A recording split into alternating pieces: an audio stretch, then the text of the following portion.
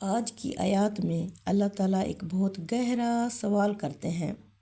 اگر تم واقعی اللہ کے محبوب اور جنت کے حقدار ہو تو پھر موت سے اتنا ڈرتے کیوں ہو؟ الحمدللہ رب العالمین والصلاة والسلام علی رسولہ الکریم، اما بعد فاعوذ باللہ السمیع العلیم من الشیطان الرجیم، بسم اللہ الرحمن الرحیم۔ آج ہم قرآن مجید کی سورہ بقرہ کی آیت 94 اور 95 کا مطالعہ کریں گے۔ اس سے پہلے کی آیات میں اللہ تعالیٰ بنی اسرائیل کے مختلف دعووں کی حقیقت واضح کر چکے ہیں۔ یہ لوگ کہتے تھے ہم اللہ کے خاص اور چہیتے لوگ ہیں، جنت صرف ہمارے لیے ہے۔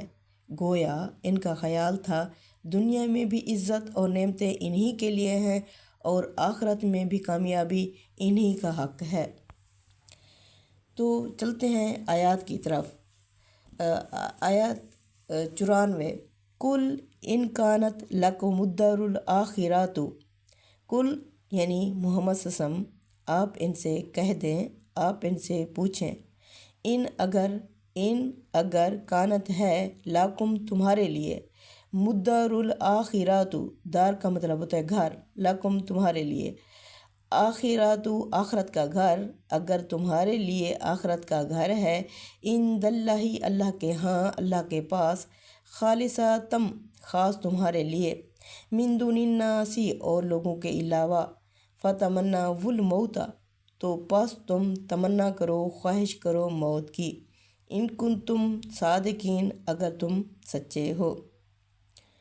پھر آگے اللہ فرماتے ہیں وَلَن يَتَمَنَّوْهُ، اور یہ ہرگز نہیں تمنا یعنی خواہش کریں گے، ابدم کبھی بھی، بما قدمت ایدیہم، بما جو کچھ، قدمت یہ آگے بھیج چکے ہیں، ایدیہم اپنے ہاتھوں سے، یعنی یہ کبھی بھی موت کی تمنا نہیں کریں گے اس بنا پر جو کچھ یہ اپنے ہاتھوں سے آگے بھیج چکے ہیں۔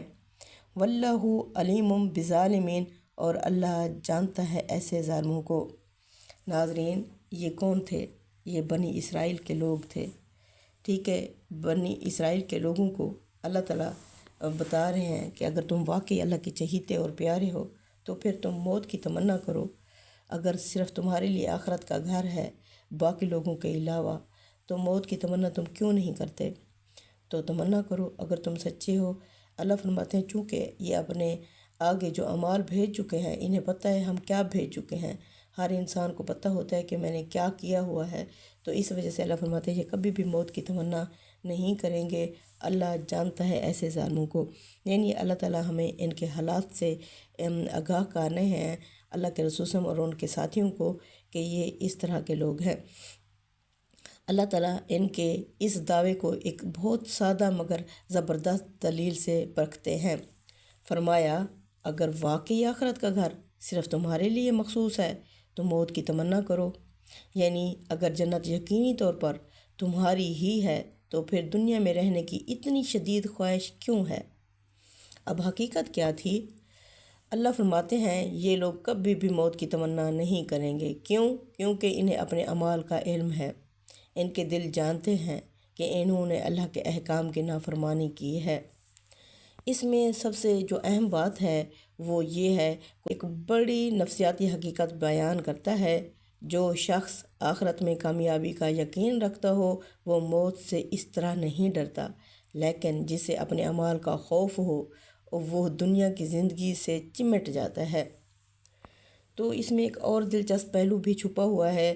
یہی بات بعد میں قریش کے مشرکین کے بارے میں بھی سامنے آتی ہے کہ وہ بھی دنیا کی زندگی کے لیے بہت زیادہ حریص تھے، یعنی یہود بھی مشرکین بھی دونوں ہی دنیا سے شدید محبت رکھتے تھے۔ اب اس لیکچر کا جو مقصد ہے ان آیات سے ہم یہ سمجھیں گے، نمبر 1، جھوٹے دعوی ایمان کی حقیقت اللہ نے کھول دی۔ نمبر 2، دنیا کی محبت، یعنی دنیا کی محبت میں ہی یہ گرفتار ہیں، اور آخرت کے یقین کا تعلق، یعنی اگر آخرت پر یقین ہو تو انسان یعنی پھر دنیا میں بھی آخرت کی تیاری کرتا ہے۔ چونکہ یہ آخرت کی تیاری سے عاری تھے، اس وجہ سے ان کو آخرت سے کوئی لینا دینا ہی نہیں تھا۔ قرآن کا استدلال کا انداز، یعنی قرآن اس طرح دلائل کے ساتھ اس انداز سے ان کو سامنے لاتا ہے